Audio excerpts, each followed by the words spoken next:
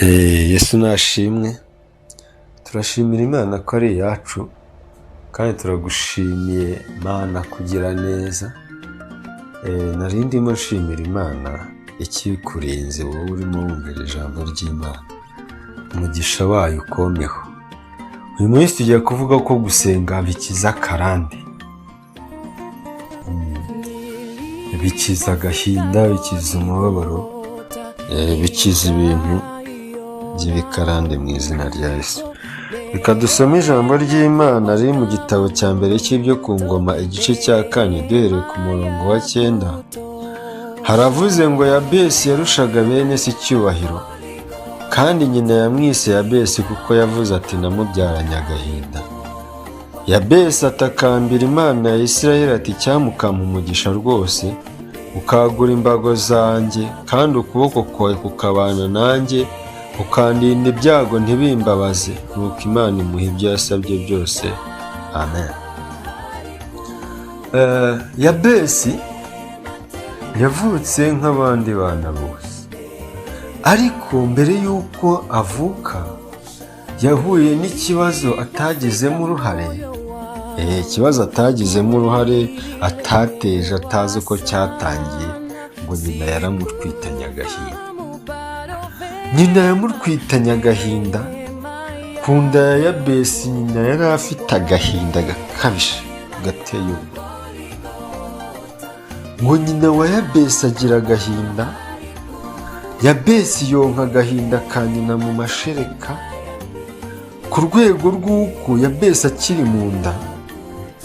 Urabizi ko umwana ibintu biri kuri nyina nawe bimugiraho ingaruka. Ni ukuvuga ngo Yabesi yabanye n'agahinda ka nyina kamujya mu maraso, ku rwego rw'uko nyina akimubyara yamwise gahinda. Ariko ngo Yabesi nubwo nyina yari afite agahinda amutwite, akakamubyarana,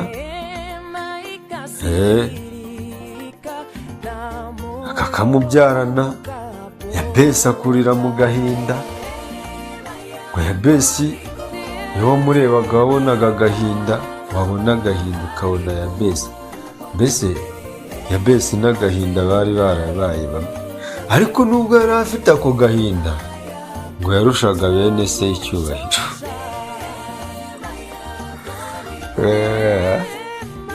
Ikintu gitangaje ni uko agahinda wakayoborana ikigo gikomeye. Rwose waba umwenjeniyeri ukomeye ukubakisha amazu y'ibitangaza, ariko ukayobora ukabikorana agahinda. Waba rwiyemezamirimo ugakora ibintu bikomeye by'ibitangaza, abantu bakagukomera amashyi, ariko ukabikorana agahinda. Mbese wagira imyanya ikomeye muri leta, wagira imyanya ikomeye muri za ONG, wayobora ku rwego mpuzamahanga, ariko ukayoborana agahinda. Waba umukinnyi w'umupira w'amaguru rwose bakagukomera amashyi ugatwara ibikombe byinshi, ariko ukabitwarana agahinda.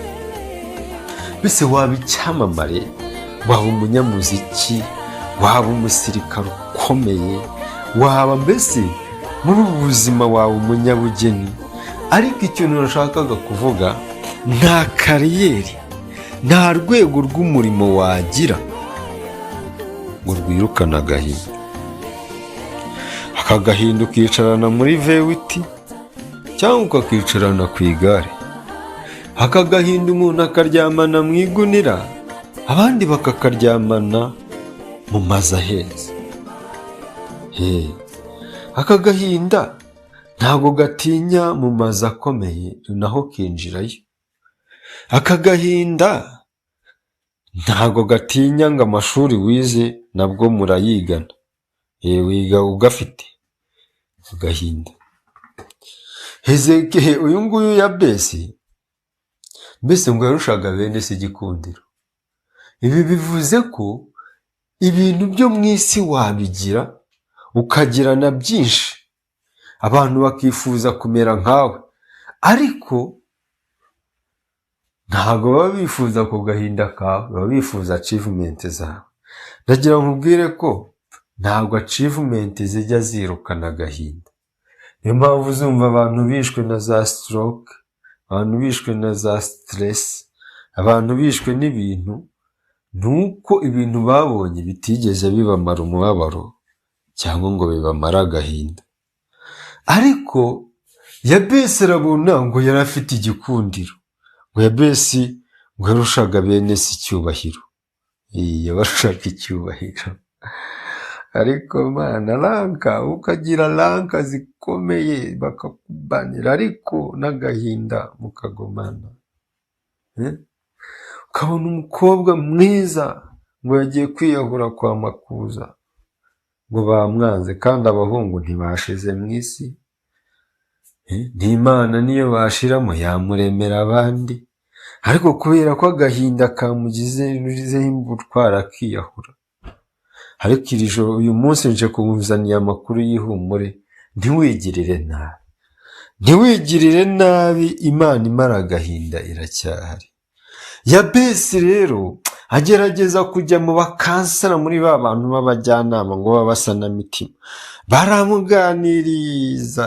Yabesi ntiyashira agahinda, Yabesi ntiyashira agahinda. Yabesi agahinda aragakurana, Yabesi agahinda aragashakana, Yabesi agahinda kanga kugenda. Yabesi amafaranga araza ariko agahinda ntikagenda. Yabesi abona hari ibintu by'agahinda byanze kugenda. Hari umuririmbyi yavuze ngo urabyuka mu gitondo ufite umubabaro, umubabaro wawe wanze kugenda, ngo umubabaro wanze kugenda. Yabesi aragerageza ashaka inshuti nyinshi ariko umubabaro wanga kugenda. Yabesi urumva yashatse n'amafaranga, burya ntabwo icyubahiro kizana. Icyubahiro ntabwo bavuga ngo mumpe icyubahiro, icyubahiro cyishakira inzira. Icyubahiro cyishakira inzira, niyo utavuga ngo bakubahe, iyo gikwiriye uragihabwa mu izina rya Yesu. Hanyuma ariko Yabesi igikundiro, Yabesi agahinda kanga gushira, hajya mu bakansara agahinda ntikashira, umugore ntiyamumara agahinda, abana ntibamumara agahinda, icyubahiro isi yamuhaye nticyamumara agahinda. Ariko umunsi umwe yibwira ibintu nshaka ko nawe wibwira mu izina rya Yesu. Zaburi yaravuze ngo nduburira amaso yanjye ku misozi, aravuga ngo gutabarwa kwanjye kuzaturuka he? Aravuga ngo gutabarwa kwanjye guturuka ku Uwiteka waremye ijuru n'isi. Haleluya. Yabesi amenya ko hari umugabo wavuze ngo mwese abarushye n'abaremerewe muze munsange ndabaruhura. Yabesi amenya ko Salomo yavuze ngo wikoreze Uwiteka urugendo rwawe umwiringiye, nawe azabisohoza. Yabesi akora ikintu nshaka ko nawe ukora mu izina rya Yesu. Niba uri muri ofisi ahantu rugikore. Ngo Yabesi atakambira Uwiteka. Watakambiye abantu iki gihe aka gahinda ntikagiye, wakoze ibintu bikomeye, waragerageje ntibyagiye, ariko uyu munsi hindura pozisiyo, utakambira Uwiteka mu izina rya Yesu. Ushobora kuba wakaririmbanaga, ushobora kuba rwose karakomyeho kakaba kagutemba mu maraso, ariko ibintu bigutemba mu maraso bigiye kukugwisha ruhabo, byakunanuye, bizanire Yesu, niwe ubyikorera. Urimo yavuze ngo Yesu niwe ugira amahoro meza, aravanga urupfu n'ibyago niwe ubitsinda, aravanga abashaka ubugingo budashira, aravanga ni mu mwizigera azabarengera. Yesu ashimwe. Ngo Yabesi atakambira Imana ya Israheli ati icyamukampa umugisha rwose. Yabesi yarigenzuye asanga mu bintu afite, mu byubahiro afite, no mu cyo asanga nta mugisha urimo, kubera ko ijambo ryaravuye. Yasomye ijambo asanga aravuga ngo umugisha Uwiteka azawuzana ubukire, kandi abonye ko rivuga ngo nta mababaro yongeraho. Ahita avuga ngo ibi bintu mfite nta mugisha. Ikintu cya mbere Yabesi yasabye, yaravuze ngo icyamukampa umugisha rwose. nawe ndifuza ko mu bintu baza gusaba Imana usaba umugisha. Kandi nasomye Zaburi iravuga ngo nta wundi mugisha mfite utari wowe. Bivuga ngo Yabesi yatumiye Imana mu bintu bye, yavuze ngo icyamukama umugisha rwose. Ndagira ngo mu rubya wowe Imana iguha umugisha, kuko ahantu umugisha w'Imana utari ibintu birabiha, biranga. Bivuga ngo icyamukama umugisha rwose, ukagura imbago zanjye, ukagura imbago yanjye. Kwagura imbago ni uko Imana yongera ibintu. Niba wari ufite umuryango Imana ikawongera, niba wari ufite bizinesi Imana ikayongera, ukajya kurangura hanze, mbese ibintu wakoraga, niba wari uri mu kazi ukabona poromosiyo, mbese ko kwagurirwa imbago ni ukuva ku rwego rumwe ukajya ku rundi. Bivuga ngo kandi ukuboko kwawe kukabana nanjye, ukandinda ibyago ntibimbabaze. Numva Yabesi ibi bintu yari yarababaye. Numva ko ijambo ryanyumije, avuga ngo ni uko Imana imuha ibyo yasabye byose. Yesu ashimwe. Ndagira ngo nkubwire ko rero ni Imana yacu irumva. Imana yacu ikora ibikomeye. Imana yacu ntabwo ijya ivanga, ariko nawe unsabye ibintu biruhanije. Uyu munsi Yabesi yafashe icyemezo arasenga. Nawe ndagira ngo ufate icyemezo usenga Imana mu izina rya Yesu. Iyi Mana yacu ni umukire. Iyi Mana yacu ishobora byose. Iyi Mana yacu ni Imana yo kwizerwa. Iyi Mana yacu ni Imana yo kwiringirwa. Yabesi yarasenze, yamenye aho ibintu bye byapfiriye. Ariko ndagira ngo nkubwire ko abantu batazigera bakumara agahinda. Abantu ntabwo bazigera baguha umugisha. Abantu ntabwo bazigera bagura imbago zawe. Amaboko y'abantu kubana nawe ntibyakubuza gupfa. Amaboko y'abantu muri kumwe ntiyakubuza kuruha. Amaboko y'abantu muri kumwe ntiyakubuza kudivorsa. Amaboko y'abantu ntiyahagarika cyamunara. Ariko amaboko y'Imana yaguha umugisha, yakwagurira imbago. Amaboko y'Imana yabana nawe, ibintu bikagenda neza. Ijambo rivuga ngo Imana imuha ibyo yasabye byose. Uyu munsi ndagira ngo nawe usabe Imana. Usabe Imana, ukureke kujya guhamagara abantu. Bariya abantu uhamagara nta kintu bazagufasha. Wowe hamagara Yesu, niwe uzaguha ibyo wasabye byose. Nje kukubwira rero ko gusenga bikoraho za karande.